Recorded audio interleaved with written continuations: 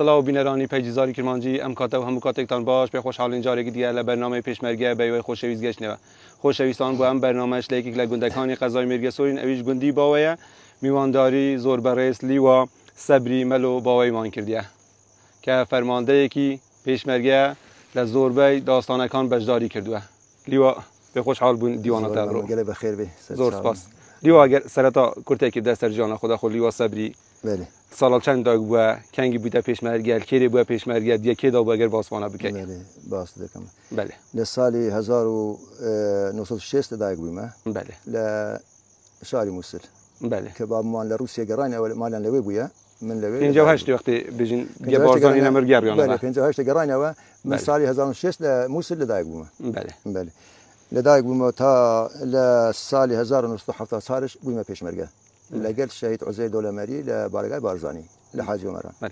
يعني بابته بيجين خال مالوي كون كسبه كود ياوري بارزاني نمر ياوري بارزاني نمر بلو سوفيت. بله. حتى لحتى صار حتى حتى بينزي پیش مرجعون. حتى صار ابو وقت شورش شايدول بيجين كوتايت شورش شايدول من حتى بينجا ابو شورش توشين اسكوي بو. بله. بيشتي حتى بينزي مهاتي نواليرة لجوند بون. بيشتي حتى وشش مفرزة أو مفرزة. وقت وصارت بيجين حتى صارت بو پیش مرجع بارقاي بارزاني البالاكاتي. بله. چند تو ما اول ویری حتی ساله که لیبو. ساله که. یک ساله بله. اینگی مالان گل کری بو. اینگی مالا مالیره هلا. الباوی بو. الباوی بو بله. بله. بله. إذا بشتي نكسا حفطة وبينزي. بله. أم هاتنا جوند ليرة مثلا ليرة بوم. بشتي مفرزة پیدا بو إلى حفطة وشش وحفطة وانا. أمن پیوندیم کری پوانا. أو مفرزة. شورشا گلانه بيجين سرتا شورشا گلانه ولی حفطة وشش گودت دكتور عبد الرحمن وأوانا بون. مثلا دكتور عبد الرحمن الزراري. بله. بله. لقوا عملياتنا كرتنو صالحين هبون لإيشنا كرت. بشتينجي أم جيرام لحفتانو من جيرام. بله. بله لا رجل بعض جيرام لوم سما. كيري تقول كيري عادي قدني. مرقصور. مرقصور بله. بله سما عنقو تقريبا نيو لا سزنبوم. چه داستانه که یکم داستان کوتاه دباجداری کردی؟ داستان سالی 80 بود لبریدزگی. لبریدزگی که کیری کیری. فیلم مزنی. فیلم مزنی بله. بله. لوی دستین پیکری ولا لوی لزیلک عسکرین دا. 3 عسكريين كشت. بله. 3 عسكر أقرب بردا سيارة ولا 3 عسكر ناو هذا كشتن. اینکه اینگو مفرزه بون هاد نشون هاد داستان نقول بيد شر. لا داست قوتك. تقريبا چند گو شر نقول بيد چند خایان. تقريبا 20 دقيقة شيء خایان دو لين داوم اما انسحابين كدو ساعي لا تويل ساعي. بله. دكتور سعيد سر لقرمه بو دكتور سعيد شهيد دكتور سعيد لقرمه بو أو سرپرشتي قوتك ياكل. بله بله. قوتي ما هنجي 35 نفر بنيما. ولا لسياي بو نبي باشي بشتي دوش ولا بينان وبيع وبحمدش معنا بقى حكمتش دستي كربا زولي او لا يقرتو لا دولا بيع شي قرت حمو ريقابات كردن كمين دان انا ولا هم جاتكو ضربك زوري نداب ولا وقت ضربك الزور يعني مهم زور عسكري اللي ضرب نداب ولا لو وقتش تسرينا بنت برنا شوي يعني قلت ان شي شهر زاي كنت برنا من قلت الدكتور سعيد عادي من الشوي عادي من نقول خلاصكم قلت ان شاء الله زي قلت ان شاء الله زامل الحمزيش ولا هاتم لتشاي ربحش كتم حتى هاتنا نزيد قندي ازادي ايره بله جي كمين وتشتوا حمو كمين بو بس جيك من الزاني مثلا او جي جور هاتم كمينش لنا بو ولا راس برينا او جماعه حمو برينا وهاتنا ولا هاتنا او قندي خوش كان سرسوج لو بني جا هتا باشي ولا قراني بارقاي لا دي بيجين شر داستان آباوی کام تازه هر وجی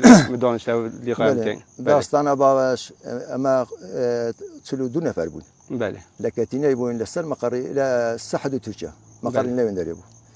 32 نفر بس البرش دكتور سعيد بارزاني دكتور سعيد أحمد نادر بارزاني ولا بله. هاتين بري كوتين روجي كام لجوسكي معنا جيسكي. بله روجي كام ليه معنا. نيزي قليلا بيجين. بله نيزي قليلا. بله. روجي دوام هاتين أما منو دكتور سعيد ولقى شيخ سفري كاك خمدو اما 6 نفر هاتينا سنه وقردي بس خوش كانه بله بله ولا لوي تماشي منطقه كده تماشي چیزی باشه و چیزی خرابه ولا هاتين ایران دیار کرد او بله اصل زاده رئیسی زاده برگسورو دیانا جيشن دیار کرد وقت دیارین که 32 نفر من ما پیشمرگه لو 32 نفر پیشمرگانه تقسیمی که لسه 5 نقطه حساس 5 نقطه تبي او 5 نقطه بينه قلت او عمليات بتكرني عملياتك انظام بدك لا بنزين ديارك اكليرا او نقطه كليرا ابو الشهيد عثمان بيلاني لسه شاخيب بله بخو بتوبيتي 57 ملم بارتيزاني توبنج بيبو له وقته كله ربيعي بدت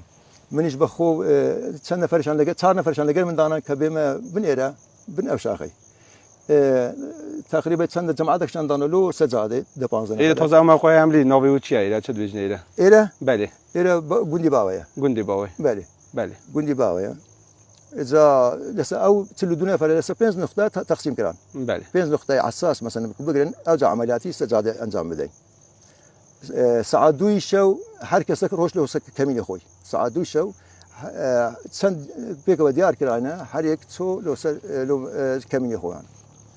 أما خو أم لقيت صار نفرات ملو إيره. دون نفرين لكن سو برددانا مصطفى ربيعان ليرة بوك يام تزاي قدامي. ربيع ليرة ربيع ليرة ساعات دوي شو هم هاتين بن أوشاخي إيره. بله. عسكر لسه أوشاخي يبون أما أوديتن أوانا ما نيدتن شو. أول صلاة چند بو؟ صلاة 8 يكبو. 8 يكبو. ما نجي دوبو بله. بله. ما نجي دو ولا جا هاتين وكاك رايد لملوين دريبون حتى ساعات نوي بياني. بله. نوي بياني 3 سيارة عسكري لما يقصر هات نخواري راس كنا كميني تسجادي أويل استجادي. أوان لي عنده لهم دخل كان بتقى.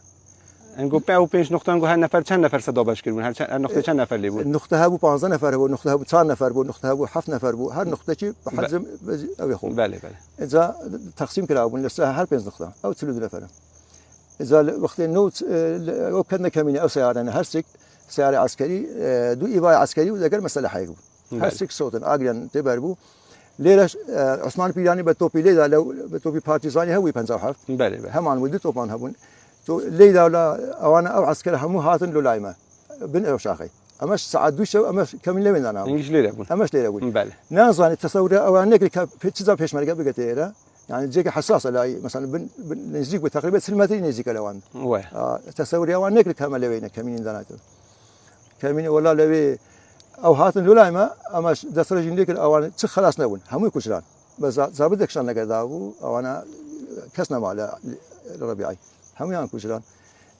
اما قراينا وليلا انسحاب ينكر او شرين كونغولي دا كده چند خوايان تقريبا 20 دقيقه نص ساعه بله فاشي لما سول دستان ولا قران جماعات اما قراينا ولو قراينا الانسحاب كاين داس ينكر بين انسحاب بله حكومه نيزيك ولا تدوس شي ما نيزيك لما سول نيزيك بودي بتوفو بتايا حمد سلاح شي ليدا لا ميدا لا قنداي دا لا يعني قصفك زور سختي كر لو وقته بله قصفك زور سختي كرد ولا لهرتا لخوشكاني دا نا قندي دا بتياره لخوشكاني دا مش انسحاب مان كله باش او تاعي لو قندي شي بين زيدا اما بله اما سوينا لو يخربوا هم جماعات سلامت وباشو تاريخ بليندار وتاريخ الشتني تقام دا وتاريخ حمد عزو برك بليندار بس اگر تو وقتا بجن کو یک بليندار بدن 4 سالیا و کدا کردنی ولا دكتورين لقهبون لقانين بو زميدش لقدا ودرمان يكدو مثلا داو درمان هم داو درمان بيو دائما بداو درمان نيروش نو هيت زيغاي بله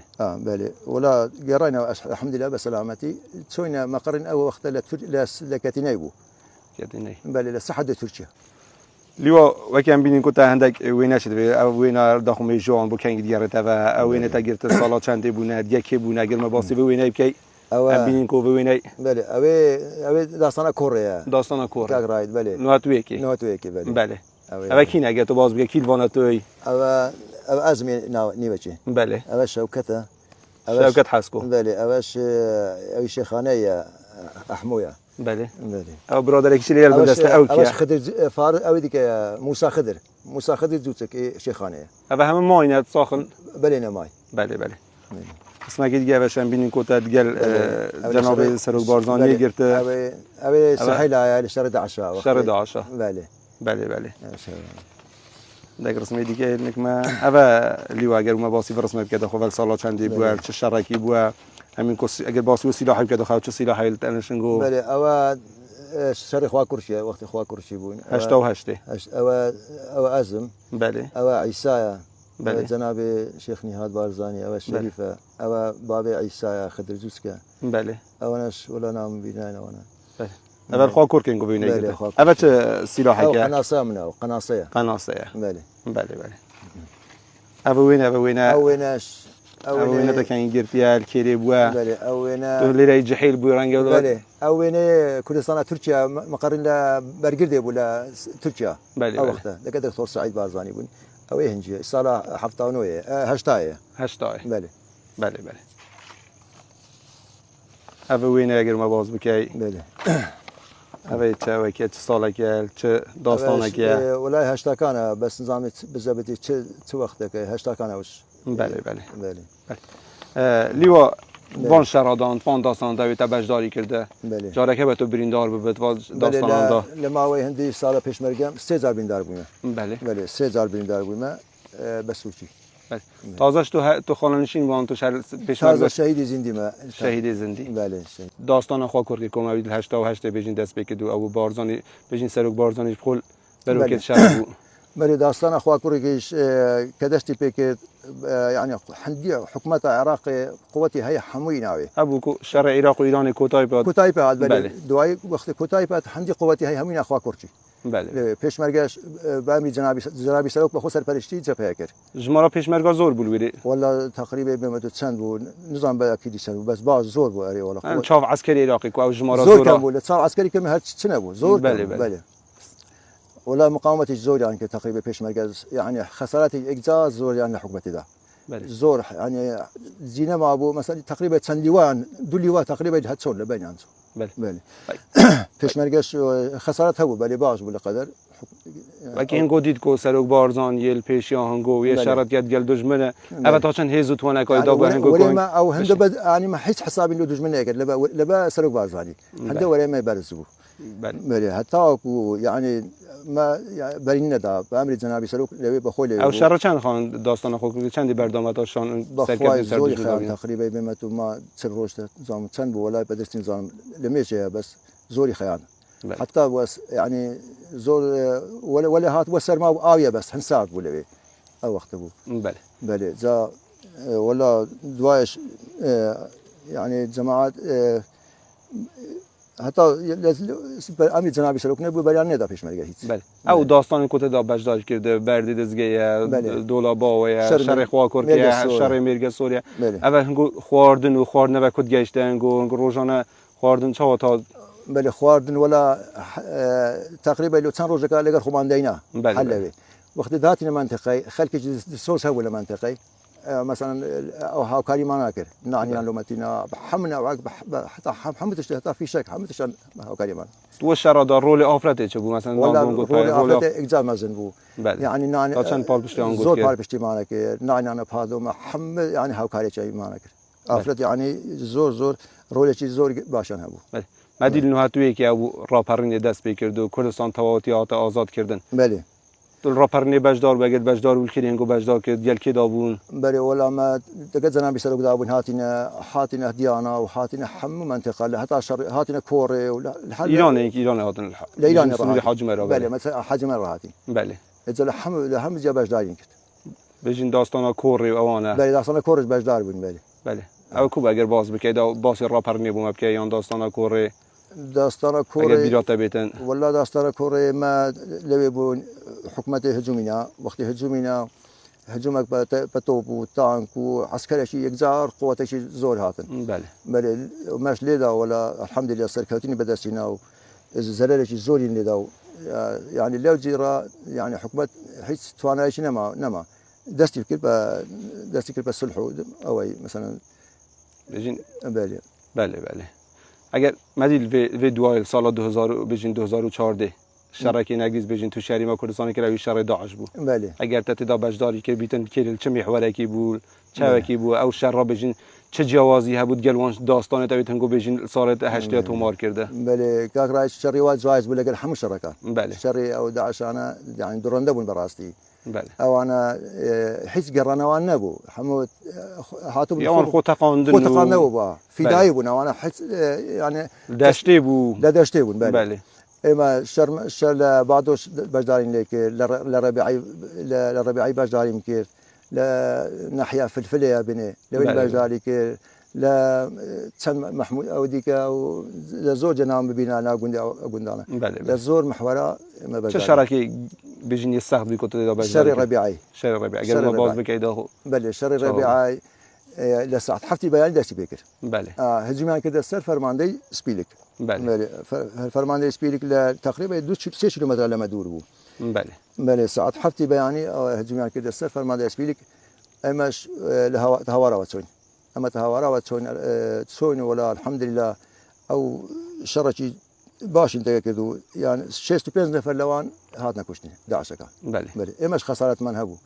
مش خسارة هبو بله باش ايوان ده برابر ما خسارة يعني هبو شيست بينز نفر هاتنا كشتن داعش بله بله اگر باز بکی و شر زیادتر ما باز بکی رول تعداد چه بود از این چند داعشک ما بونه و خندقه که در باسیان بکی داخل شواد نکشنه دلوت باسكم او 11 ما ابونا نهات نكشني بله نهات نكشني شرشي زور يعني شرشي وانا كنت فيش مريان شهيد كنا وانا بله دوايا من يعني من خوف ابكر قلت ازدي اسمي قلت الناس دي دكوشن قلت لنا لا دي اسمي ولا تسمي من هجوم كده سوا السسري وها حفنا فيلم كشتن بيجي انتو لسه في الرياضه بلي عمليه سوبر لايت تنشتي بلي امن ولا خوي فرسده هم هاتنا كشني حفنا فربون هاتنا كشني ولا جنازه برينداري شي مشلي او شي انا خلاص يمكن ببرينداري بلي دواي ولا ما قراينا جماعه او جنازه خوش مان انا جماعه فرمانديش بيكي لو او شي هم انا زي خوشين قرتبه بله قتل سال هفته و چهار بیشین حتی تازه تو پیشمرگی بله بیشین تملکه بله او خبات و بیشین خبات قربان دانگو کرده با آزادی کردستان و کم بینی که تازه کردستان آزاده ام جکی نکو بیشین پیش ربیع رشنگ بعض بود بله تو به آزادی بینی که بر همه هنگویا بر همه خینا شیده اما تا چند بیشین تو خوش حال به آزادی يعني زور خوش حال بون تا چند پیوست جیلی که وکی ما بیشین قدری به آزادی و بر هم خبات قربان دانگو بگیرن تبي قدری به آزادی بزنن بله او بآسانی پیدا نبود او آزادی پیدا نبود بخوینی به هزارات شهید پیدا بود رول تبي بيت تقعدن او جنزانه او كردستان او آزادی چون پیدا بود کو پیدا بود بس خینا چندها شهید پیدا بود تبي قدر اللي بزنن همه هر کس کندی خو تا چه ابو او بیشین او کسی تازه جیل وکی میگه تازه بنا پیشمرگه تا چند پیوسته بیشین سر بازا با پیرت خو بردوام بن خبات قربان دانن گوش کردن چیدن اوانا پیوسته دوا لهمیه گنزای يعني اوانا بردوام من سر بازی پیروزی بازانی ربا و باپی خوان برندن سر بازی پیروزی بازانی يعني سر باز لربازی بازانی پیروز ترنیه بله خباتي بكن يعني لا يا بهزارة شهيدين دا لو آزادی بهزارة برينداري نگو باوره هوا که روزی کردستان دی آزاد بیتو ایشالا دی بیت دولت و سردست بله سر ما بازار بروای به هوا ایشالا ما گوته يعني ما زانی کو دیگه نوی روزی بله لیو هم سپاسیاتت که زور ممنون زور بخیرات ناتو که زور سپاس لیو گره بخیر بی گره سپاس بله بینرانی پیزاری که مانجی او هنگو دیته گل لیو صبری ملو بو پیشمرگی شورشا ایلولو گلانه حتی یک شمه کادی و حتی روزه کادی گل فرمانده دیگه پیشمرگه ببینن بخیر و کردستانی شریعه آبادان بیت